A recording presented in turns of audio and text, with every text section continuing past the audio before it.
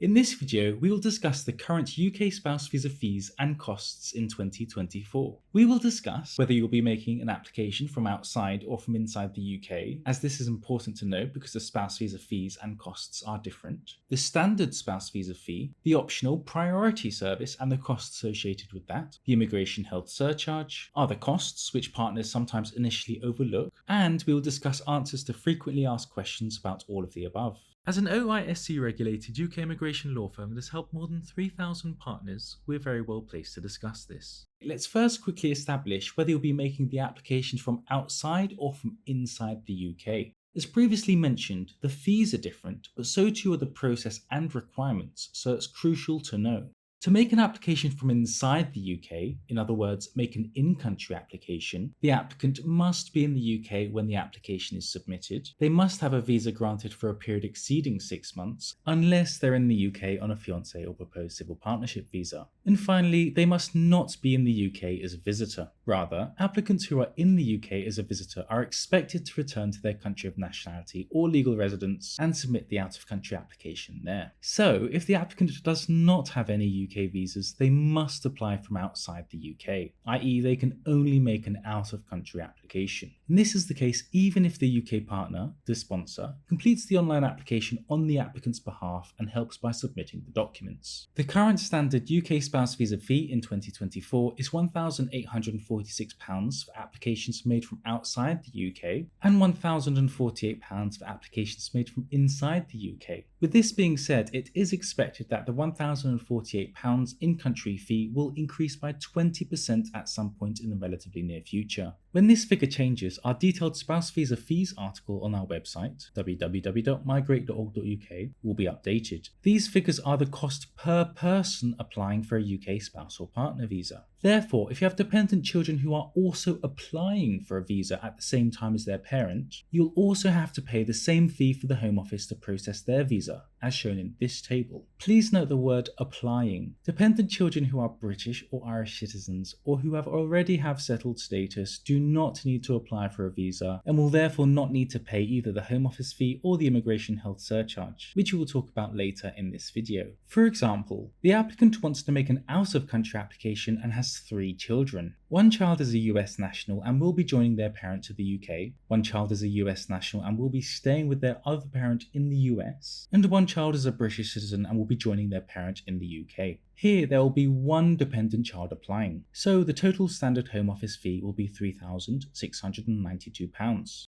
Let's now discuss the priority UK spouse visa fee before discussing the immigration health surcharge, as well as commonly asked questions such as when the fee is paid, the importance of the date that the fee is paid, the situations that these will be refunded, and other costs that you may have to incur. The priority service is an optional additional cost service that will reduce the standard processing time. We have a separate video discussing the UK spouse visa processing time and optional priority service, so we won't elaborate too much on that here and will just focus on costs. For out-of-country applications, a priority service is normally available, which will reduce the processing time to 30 working days on average at a cost of £500. For an up-to-date account of the current processing times and the availability of the priority service, feel free to check out our spouse visa processing time article on our website, www.migrate.org.uk. For in-country applications, partners can opt for the super priority service, which will reduce the processing time to 1 working day on average at the cost of £1,000. You will note that we have not included the priority fee for in-country applications. As of the shooting of this video, it is not offered as an option. Once you've completed the questions in the online application form and have paid the immigration health surcharge, which is another cost that we will also discuss shortly, you will reach the Home Office application fee payment page. For out-of-country applications where the priority service is available, this can currently be purchased at 2 stages of the application. It's worth noting that in the past, the priority service has been available for purchase on the online application form payment page. As of shooting this video, this is not currently being offered here, although this may change in the future. If the priority service is not listed on the application form payment page, and assuming that you're not applying from a tiny minority of countries such as Cuba, where the application process is slightly different, the priority service can be purchased on the VFS or TLS website. We explain the spouse and partner visa process and the role that VFS and TLS play in our UK spouse visa process YouTube video, so if you want to learn more about that, feel free to check that out. It's now the case that some visa centres may allow the priority service to be purchased when the applicant attends the visa centre. For in-country applications, the super priority service can only be purchased when you reach this page. It cannot be purchased on the UK VCAS website, which you'll be redirected to after submitting the application by paying the Home Office fee on the online application form payment page. For partners who want to opt for the super priority service for an in-country application but do not see the super priority service being offered here, if the expiry date of the visa permits, it may be worthwhile to check this page at a later time before you make payment for the Home Office fee. Super priority appointments usually are released daily. A hidden cost here is due to the fact that the Home Office fee and immigration health surcharge for out-of-country applications are rarely charged in British pounds. More commonly, it is the case that the fee will be listed in USD, Euros, or another currency, depending on the country in which the applicant will be applying from. Perhaps more significantly is the exchange rate the Home Office use, resulting in partners sometimes having to pay up to 5% above or below in the overseas currency compared to the rate that you will see on Google or another popular exchange rate platform. In-country applications, on the other hand, are always charged in British pounds. The date that this spouse visa fee is paid is significant. For both out-of-country and in-country applications, it is on this date that the requirements must be met. In the immigration rules and online application, this is called the date of application. For example, Steve relied on his employment income to satisfy the financial requirement. 2 days after submitting the online application by paying the Home Office fees, he quit his job. This is technically irrelevant to the application and should be fine because again, the relevant date that the requirements must be met is when the Home Office fees are paid. Let's quickly address Home Office fee refunds and when they will be issued. Firstly, the Home Office fee will unfortunately not be refunded for refused applications. Secondly, if the application is withdrawn before the applicant attends the visa centre, a refund will be issued. And thirdly, if the application is withdrawn after the applicant attends the visa centre, a refund will not normally be issued.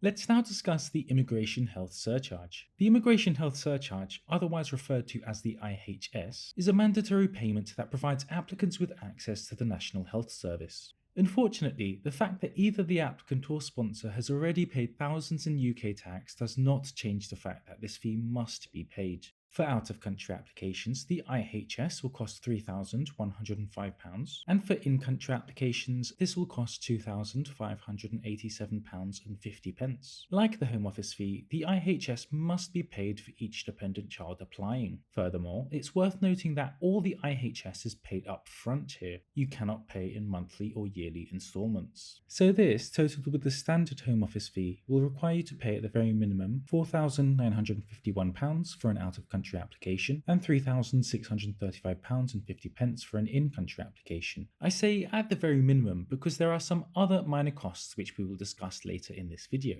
The payment for the Immigration Health Surcharge is made as part of the online application process. For both out-of-country and in-country applications, the IHS is paid before payment of the Home Office fee using a credit or debit card. There are two other things worth noting here. Firstly, out-of-country fiancé visa applicants do not have to pay the IHS for the fiancé visa application. They must, however, pay the IHS for the subsequent FLRM application, which they will have to submit before the 6-month fiancé visa expires. And secondly, the IHS will be refunded if a partner visa application is refused or withdrawn, even if the applicant attended the biometric appointment. Let's now discuss the other more minor costs associated with the application that partners are not always initially aware of. 1. Document translations. The immigration rules state that specific documentation not in English or Welsh must be translated. The cost for this will depend on what documents you need translated, most typically marriage certificates, divorce certificates, and bank statements, and how many words or pages those documents are. The cheaper translators in the UK tend to charge about £60 to translate a one-page document and £85 to translate a two-page document.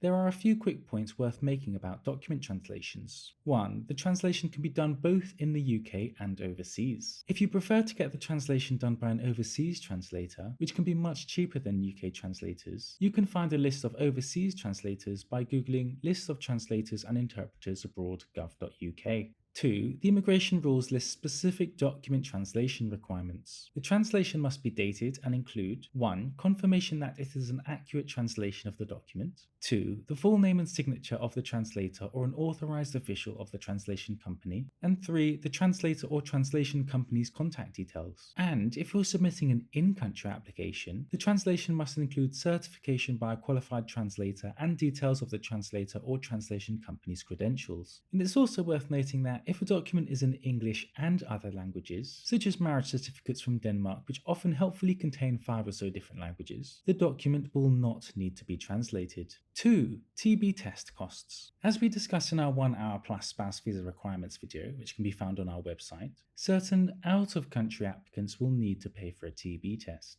TB test costs tend to vary quite a bit, but on average these tend to cost between £65 and £110. Since the TB test requirement can also apply to dependent children who are applying with the applicant, the TB test fee may also apply to them. 3. Secure English language test costs. The different secure English language test costs vary from £150 to £200. There are a few quick points I want to point out here. 1. Not any English language test will do. Instead, the test must be a Home Office approved secure English language test. We list these tests on our website www.migrate.org.uk. 2. There are other ways to satisfy the English language requirement which will incur no additional cost for certain applicants. Most notably, if the applicant is a majority English-speaking national, is age 65 or over when the application is submitted, or already has an academic undergraduate degree or above awarded in the UK. We discussed the various ways to satisfy the English language requirement on our website and in our spouse visa requirements YouTube video. 3. Dependent children who are also applying will not need to take an English language test, as the English language requirement does not apply to them. And finally, it's worth pointing out that, to save money, if the applicant's English language ability is good enough, the applicant can choose to sit an A2 or B1 test. This is because, even though the secure English language tests are only valid for 2 years, in most situations the English language test can be reused if a partner visa application is being extended and it was successfully relied on in the previous partner visa grant.